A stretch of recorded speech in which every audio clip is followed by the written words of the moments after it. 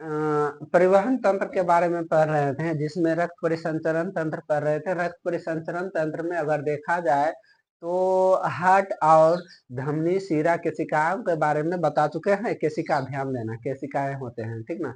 कोशिका अलग चैप्टर है, कोशिका 9वीं क्लास में है, लेकिन केशिकाएं इसमें आता है। धमनी, शिरा और केशिका के बारे में तो उनके बारे में पढ़ा चुके हैं। ये 10 में आता है। आप वीडियो देखेंगे तो समझ जाएंगे कि केशिका किनको बोला जाता है, ठीक ना।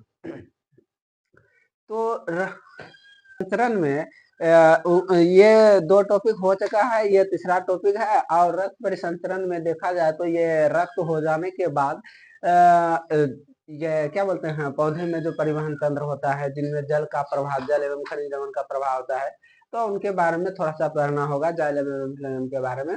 लेकिन सबसे बड़ा टॉपिक देखा जाए तो यही होता है मनुष्य में रक्त परिसंचरण तंत्र। ये धमनी, शिरा, केशिका, उसके बाद हृदय, उसके बाद क्या बोलते हैं, अब ये आया है तीसरा क्या बता रहे हैं, ब्लड के बारे में, रक्त के बारे में। अगर रक्त देखा जाए तो हमारे शरीर के भार का 7% पाया जाता है। कितना पाया जाता है? 7% पाया जाता है। वजन का 7% पाया जाता है। वजन का 7% रक्त पाया जाता है। वजन का 7% क्या पाया जाता है? वजन का 7% रक्त पाया जाता है। और दूसरा देखा जाए तो वजन का भार के हिसाब से भार का 7% रक्त पाया जाता है। उसके बाद वजन का 10% ये वजन का 10% देखा जाए तो वजन का 10% जल पाया जाता है। वजन का 10% क्या पाया जाता है? जल पाया जाता है। तो लेकिन हम पढ़ क्या रहे हैं? रक्त के बारे में पढ़ रहे हैं, तो रक्त के बारे में ही पढ़ेंगे। अगर देखा जाए तो ये रक्त का निर्माण होता कहाँ है? अगर बच्चों में देखा जाए तो यकृत में ही रक्त का निर्माण हो जाता है। बच्चों में कहाँ पे होता है रक्त का निर्माण? यकृत में ही हो जाता है। लेकिन जब वयस्क हो जाते हैं तो काफी सारे चीजें बदलना शुरू हो जाता है। अगर बच्चों में देखा जाए तो 300 प्लस हड्डियां पाए जाते हैं। उसके बाद वह हड्डियां क्या होता है, धीरे धीरे उसमें कैल्शियम भरता जाता है और कई सारे हड्डियां जुड़ के एक हड्डी का निर्माण हो जाता है, जो किशोर अवस्था में आके 208 ठहरता है। उसके बाद वयस्क में 206 हो जाता है। वयस्क अवस्था में 206 आ जाता है। उसी प्रकार से अगर देखा जाए तो इस तरह का कई ऐसा संरचनाएं हैं जो हमारे शरीर में होता रहता है।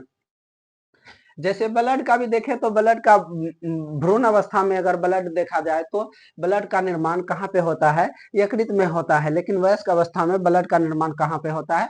बोन मैरो में। बोन मैरो किनको बोलते हैं? अस्थि मज्जा किनको बोलते हैं? अगर देखा होगा इस तरह से अगर हड्डी पाया जाता है, इस तरह से हड्डी पाया जाता है तो इनके बीचों में देखोगे कुछ लाल लाल सा लगा रहता है। इन्हीं को बोला जाता है अस्थि मज्जा और इन्हीं से ब्लड का निर्माण होता है। ब्लड भी देखा जाए तो ब्लड अगर रक्त का संगठन देखा जाए तो रक्त का संगठन 2 प्रकार का होता है। इतना अगर लिखना चाहते हैं तो लिख ले नहीं तो मिटा रहे हैं और आगे बढ़ रहे हैं।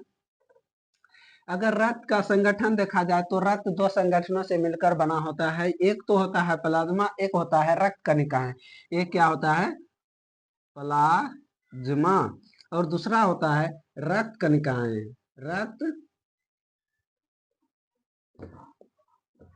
कणिका। एक होता है प्लाज्मा, दूसरा होता है रक्त कणिका। अब रक्त कणिका को भी देखा जाए तो यह 3 प्रकार का होता है। 3 प्रकार का कौन कौन सा होता है? तो इनके बारे में देखा जाए तो ये आरबीसी, डब्ल्यू बीसी, उसके बाद प्लेटलेट्स होता है। उसके बाद क्या होता है? प्लेटलेट्स होता है। आरबीसी, डब्ल्यूबीसी और प्लेटलेट्स। ये रक्त का संगठन रक्त का संगठन।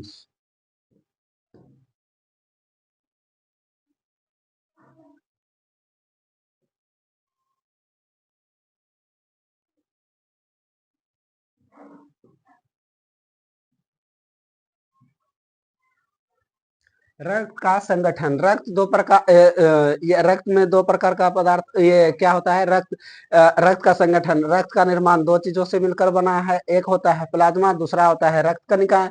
रक्त कणिकाएं में देखा जाए तो आरबीसी होता है, डब्ल्यूबीसी होता है और प्लेटलेट्स होता है। आरबीसी, डब्ल्यूबीसी और प्लेटलेट्स के बारे में थोड़ा सा अगर जानने का कोशिश करें तो आरबीसी का फुल फॉर्म क्या होता है?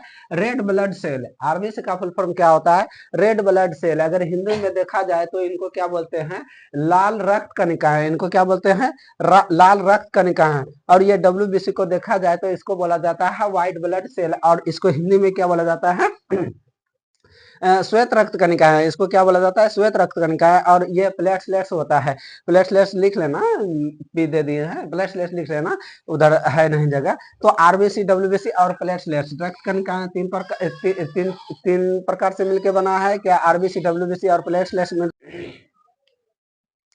तो आरबीसी, डब्ल्यूबीसी और प्लेटलेट्स, आरबीसी आरबीसी का निर्माण किसमें होता है, बोन मेरो में। आरबीसी का निर्माण क्या होता है, बोन मेरो में होता है। इस प्रकार से अगर हड्डी है, अब बोन मेरो किसको बोलते हैं, बोन मतलब हड्डी होता है, हड्डी अस्थि मज्जा जिसको हिंदी में बोलते हैं।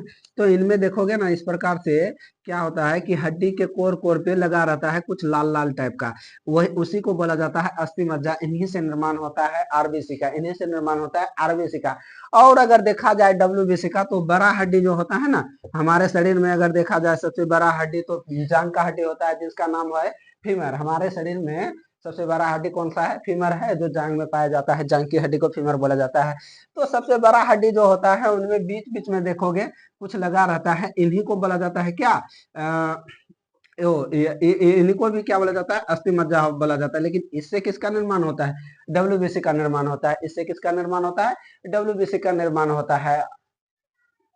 ठीक, तो अगर इसका जीवन काल, बोन मेरो तो समझ में आ गया कि बोन मेरो किसको कहते हैं, कहाँ पे पाया जाता है। अब इसमें कोई दिक्कत नहीं होगा, ये उतना बड़ा है नहीं, जब अस्थि पढ़ाएंगे तो उनके बारे में बताएंगे। आरबीसी, डब्ल्यूबीसी और प्लेटलेट्स के बारे में जानते हैं क्या। ये लाल क्यों पाए जाते हैं, इसमें पाया जाता है हेमोग्लोबिन। इसमें क्या पाया जाता है, हेमोग्लोबिन। हेमोग्लोबिन में देखा जाए तो दो प्रकार से मिलकर बना, ये दो प्रकार के तत्वों से मिलकर बना है, हिमेटिन, हिमेटिन और ग्लोबिन। हिमेटिन और ग्लोबिन से मिलकर हेमोग्लोबिन का निर्माण हुआ है। किसका, हेमोग्लोबिन।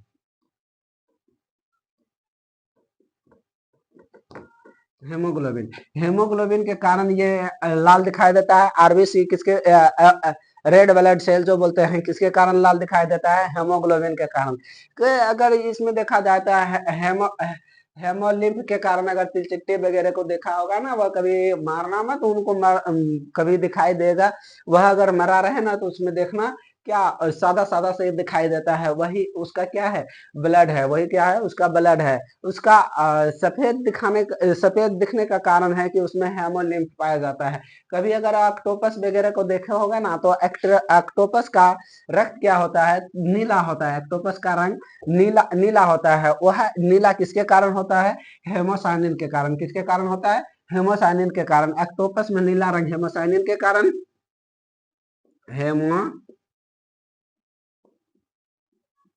साइनिन के कारण।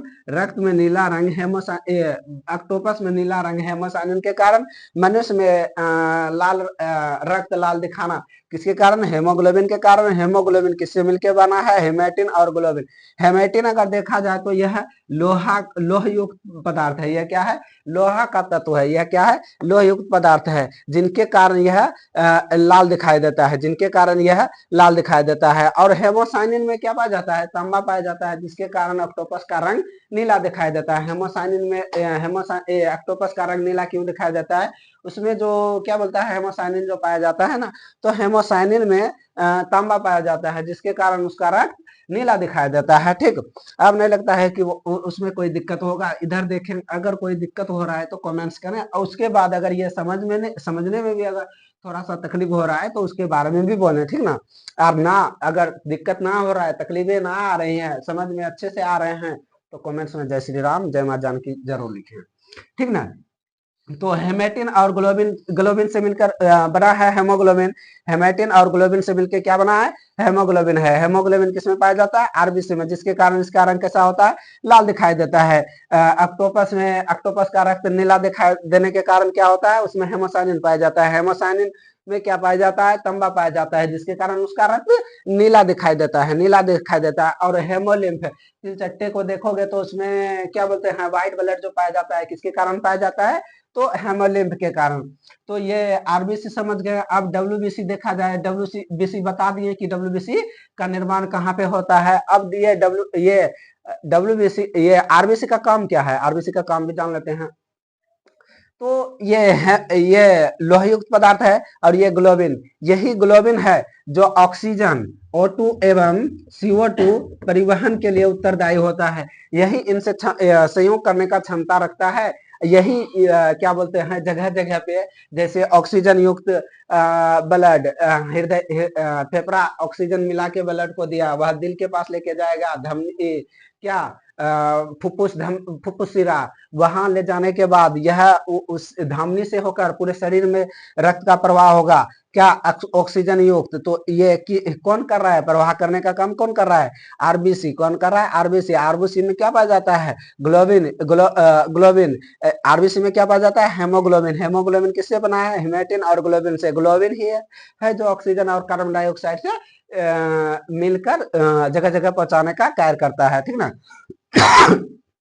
अब दूसरा देखें डब्ल्यूबीसी। डब्ल्यूबीसी अगर इसका संख्या देखें तो औसतन संख्या देखा जाए तो 45, क्या लिख रहे हैं, 45 लाख से क्या बोर्ड में हटेगा ना, 45 लाख से 55 लाख तक, 55 लाख घन प्रति ml होता है। कितना, 45 लाख से 55 लाख घन प्रति ml होता है, ठीक ना। उसके बाद डब्ल्यूबीसी देखा जाए तो डब्ल्यूबीसी को क्या बोलते हैं, व्हाइट ब्लड सेल, श्वेत रक्त कणिकाएं, श्वेत रक्त कणिकाएं। इसका जीवन काल, एक चीज बोल रहे थे, इसका जीवन काल क्या होता है, इसका जीवन काल 120 दिन का होता है, 120 दिन का होता है। वैसे अगर गूगल करिएगा ना तो 90 से 120 दिन दिखाएगा, क्या दिखाएगा, 90 से 120 दिन। लेकिन रट लेना कि इसका आरबीसी का जीवन काल 120 दिन का होता है, आरबीसी का जीवन काल 120 दिन का होता है। उसके बाद व्हाइट ब्लड सेल में अगर आते हैं, white blood cell, white blood cell का मतलब क्या, श्वेत रक्त कणिकाएं। श्वेत रक्त कणिकाएं का अगर देखा जाए तो यह 8,000 से 8,000 से 8,000 से 8,000 से 8,000 से 10,000, 8,000 से 10,000, 10,000 ml प्रति घन मीटर होता है, ml प्रति घन मीटर होता है। यानी 8,000 से 10,000 प्रति ml प्रति घन मीटर होता है, ठीक ना। ये अगर इसका अनुपातिक वैल्यू देखा जाए, अनुपात में कितना कितना पाया जाता है, तो अनुपातिक वैल्यू अगर देखा जाए ना तो डब्ल्यूसी के बारे में क्या बताया कि वह 8 से 10,000 प्रति ml घन मीटर होता है, ठीक ना। ये डब्ल्यूबीसी। इसका जीवन काल देखा जाए तो 1 से 4 दिन दिखाता है, पहले दिखाता था, पिछले डाटा के अनुसार 1 से 4 दिन जीवन काल दिखाता था। इनका मृत्यु ब्लड में ही हो जाता है। और इनका मृत्यु कहाँ में होता है, आरबीसी का मृत्यु जाके प्लीहा में होता है। कहाँ पे होता है, प्लीहा में, स्प्लीन में। प्लीहा स्प्लीन दोनों एक ही चीज है, अंग्रेजी में बोलते हैं स्प्लीन और हिंदी में बोलते हैं प्लीहा। अंग्रेजी में बोलते हैं स्प्लीन और हिंदी में क्या बोलते हैं, प्लीहा बोलते हैं, ठीक। इसीलिए अगर देखा जाए तो प्लीहा या स्प्लीन को आरबीसी का कब्रगाह बोला जाता है, क्या बोला जाता है, कब्रगाह बोला जाता है। स्प्लीन, प्लीहा, तिल्ली, ये तीनों एक ही चीज का नाम है, एक ही चीज का नाम है। स्प्लीन बोल दो, प्लीहा बोल दो, तिल्ली बोल दो, वह एक ही चीज का नाम है, प्लीहा का ही, ठीक ना। तो वहां पे आरबीसी का मृत्यु होता है, जिनके कारण आरबीसी का कब्रगाह कहा जाता है, ठीक ना। और डब्ल्यूबीसी के बारे में देखा जाए तो इसका जीवन काल 1 से 4 दिन का होता है। लेकिन अब नया डाटा के अनुसार अगर देखोगे इनको तो 13 से 15 दिन का क्या बोलते हैं, जीवन काल दिया रहता है, 13 से 15 दिन का। तो दोनों में से कोई आएगा तो बना लेंगे, ठीक। और ये करता क्या है, अगर देखा जाए तो शरीर का पुलिसमैन बोला जाए, पुलिसमैन बोला जाए, प्रतिरक्षा बोला जाए तो यही डब्ल्यूबीसी है। रोग रोगाणुओं से हमारे शरीर को रक्षा करने का उत्तरदायी किसका है, इसका हालांकि बहुत सारे चीज हैं। जैसे अगर इस तरह से अगर देखा जाए तो यहाँ पे भी जीवाणु है, क्या है, जीवाणु है। जीवाणु को अगर देखा जाए तो सर्वप्रथम ल्यूनमैन हॉक नामक वैज्ञानिक ने देखा था, जिनको फादर ऑफ बैक्टीरियोलॉजी भी कहा जाता है, जीवाणु विज्ञान का पिता भी कहा जाता है, क्योंकि सर्वप्रथम उन्होंने ही क्या देखा था, जीवाणु को देखा था। अगर देखा जाए इस प्रकार वह जीवाणु को भी खोज कहाँ पे क्या था, वो दांत खोदने वाला जो होता है ना, दांत खोदने वाला हमारा क्या बोलते हैं, शहर कटिहार है वहां पे जाइए, अगर इधर का है तो वहां पे जाइए, उसको बोलिएगा कि भैया दांत खोदने वाला दे दे, तो आराम से लकड़ी का बना हुआ दे देगा, ठीक ना। तो उन्हीं पे वह क्या लुनवेन होप नामक वैज्ञानिक ने खोद कर देखा था सूक्ष्म माइक्रोस्कोप से, तो उनमें छोटे छोटे जीव दिखाई दिया था जिनको सूक्ष्म जीव वह उन्होंने बोल दिया। इसका खोज के कब किया था? 1774 में दिया था। ये कोशिका चैप्टर का है, 9 क्लास का है, ठीक ना। अगर उसके बारे में पढ़ाएंगे तो पढ़ाएंगे, ठीक ना।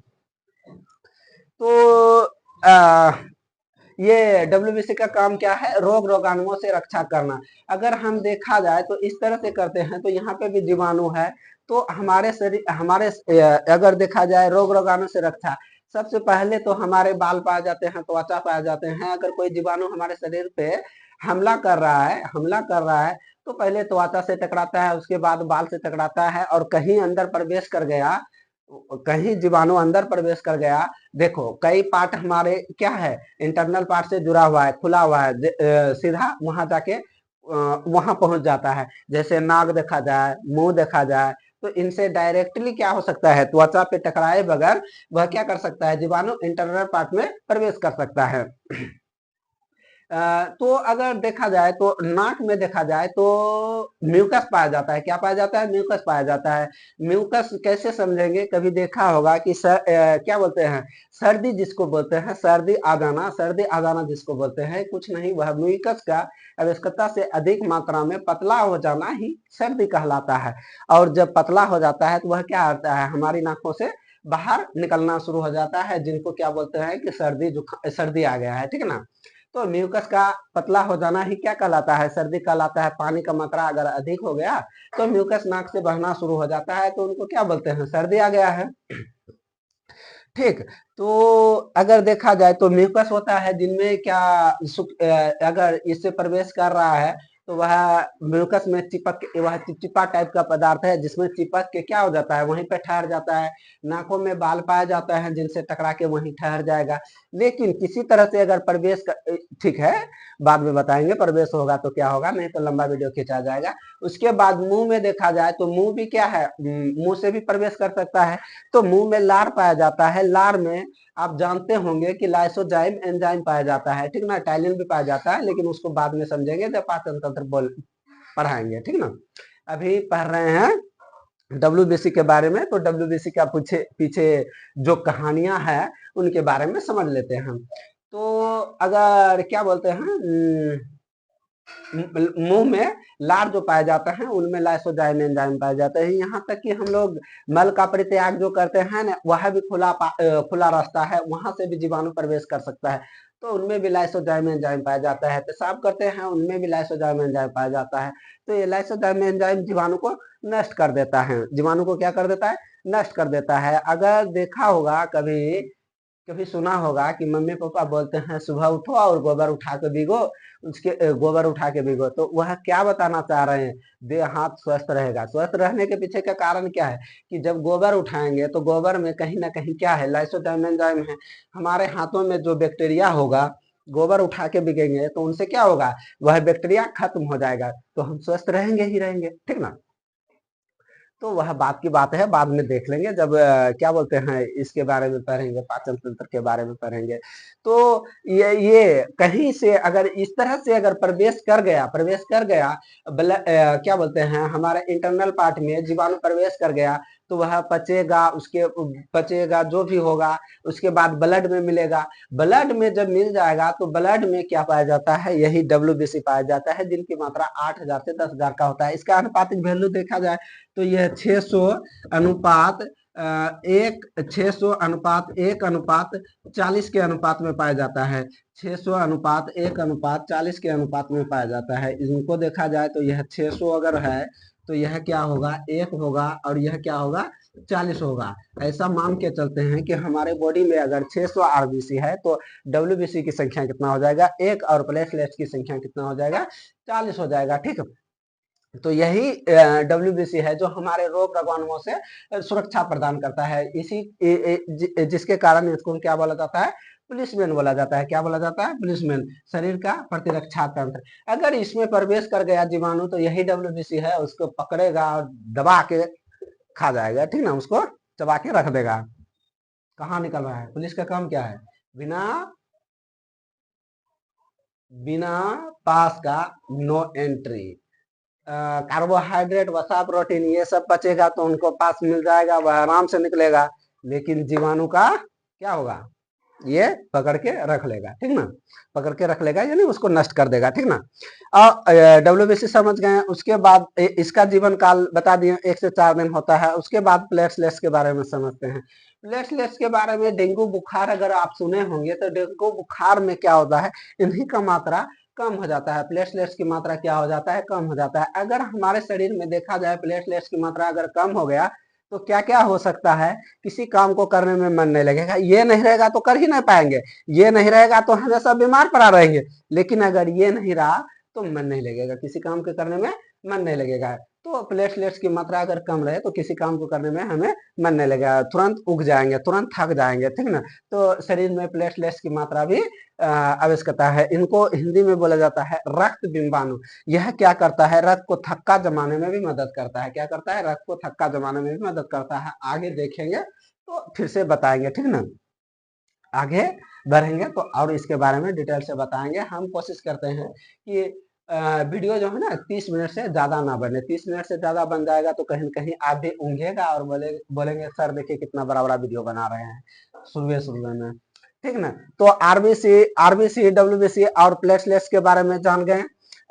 रक्त का संगठन पूछेगा, रक्त का संगठन अगर पूछेगा तो क्या-क्या है? प्लाज्मा है, उसके बाद रक्त कणिका है। रक्त कणिका में क्या है? आरबीसी है, डब्ल्यूबीसी और प्लेटलेट्स है, ठीक।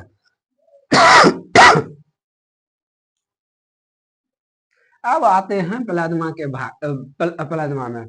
तो ये कनिका वाले पार्ट ये है। उसके बाद ये क्या कहलाएगा? ये तरल भाग कहलाएगा। रक्त का तरल भाग को प्लाज्मा कहते हैं, रक्त का तरल भाग को प्लाज्मा कहते हैं। अगर इनका परसेंटेज भी देखा जाए ना तो ये 55% होता है। ये कितना होता है? 55% होता है। और ये कितना होता है? 45%। ये 45% होता है। यह 55 से 60%, कहीं कहीं 60% भी लिखा रहता है। 55 से 60% तक लिखा रहता है, 60% भी कहीं पे लिखा रहता है, ठीक ना। तो जब ये 55 से 60 होगा तो ये 40 से क्या होगा? 45 होगा। ये 40 से 45 होगा। अगर रक्त देखा जाए तो हमारे शरीर में साढ़े 5 से 5.5 लीटर पाए जाते हैं। महिलाओं में हाफ लीटर कम पाए जाते हैं। महिलाओं का हाफ लीटर ब्लड कम पाए जाने का कारण है कि उनके शरीर में देखोगे ना तो हमसे ज्यादा संरचनाएं, क्या संरचनाएं नहीं, प्रतिक्रियाएं उनके शरीर में होता है। थोड़ा सा जब पढ़ाएंगे तो क्या बोलते हैं, जनन चैप्टर पढ़ाएंगे तो उसके बारे में पढ़ाएंगे। एमसी जो होता है ना वह सब उनके शरीर में ब्लड लॉस का कारण होता है, ठीक ना। ब्लड कम पाए जाने का कारण होता है। ये कहावतें हैं कि क्या बोलते हैं, पुरुष महिलाएं से कम नहीं है, ठीक है, कोई मामला में कम नहीं है, लेकिन उनके शरीर में कुछ ऐसा प्रतिक्रियाएं होता है जिनके कारण वह कमजोर पड़ जाती है, ठीक ना। कमजोर है नहीं लेकिन कमजोर पड़ जाती है, ठीक। तो उनके बारे में जब पढ़ाएंगे तो पढ़ाएंगे, ठीक ना। अभी इतना ही रहने दीजिए। अब देखा जाए ये रहने देने का मतलब वो नहीं है।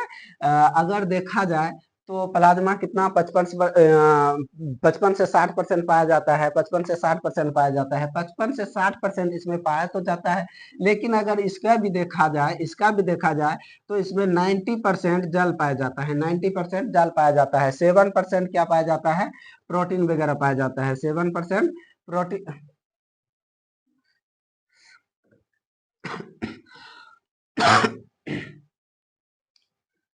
क्या बोल रहे थे? एक चीज जब तक नहीं समझाएंगे, 55% जब बोल रहे हैं, 55 से 60% बोल रहे हैं, और इनको जब बोल रहे हैं भार के हिसाब से 7%, तो आप कहीं न कहीं कंफ्यूज हो जाइएगा कि सर 55% फिर 7%, फिर ऐसा परसेंट वैसा परसेंट कैसे बता रहे हैं। तो दो लकड़ी देना तो थोड़ा, दो लकड़ी देना तो ओके, 1 मिनट। अगर क्या बोलते हैं प्लाज्मा के बारे में जो बता रहे थे, 55 से 60% प्लाज्मा पाए जाते हैं, जिसमें 90%, अगर इनमें भी देखा जाए तो इनमें भी तरह तरह के चीज पाए जाते हैं। 90% इसमें जल पाए जाते हैं, 90% जल पाए जाते हैं। 7% प्रोटीन पाए जाते हैं, और 7% प्रोटीन पाए जाते हैं। 0.9% खनिज लवण पाए जाते हैं, और 0.